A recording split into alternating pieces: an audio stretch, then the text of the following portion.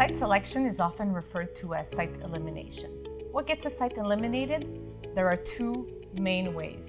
One can be through a deliberate process where one site is weighted against the other and only the most interesting sites, the ones that stand out, are kept, the rest are eliminated.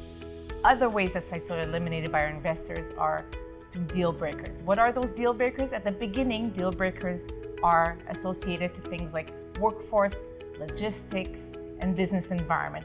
For example, if a site is located in an area where there just isn't enough in terms of the population or the population growth to sustain the workforce needs, it will be eliminated.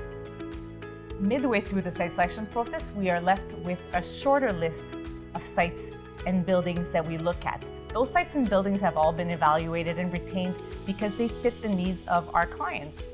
At that point, what are the deal breakers? They are often related to cost and timeline issues.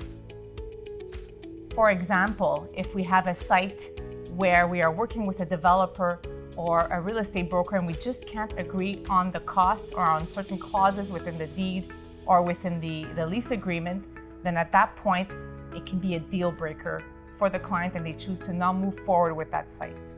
Deal breakers don't only come from the steering committee that moves forward with a recommended site. It can come from an influential decision maker on a board, for example.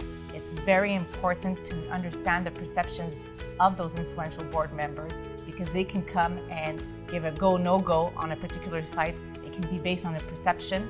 So it's very important that the steering committee be aware of who has influence to make that final call.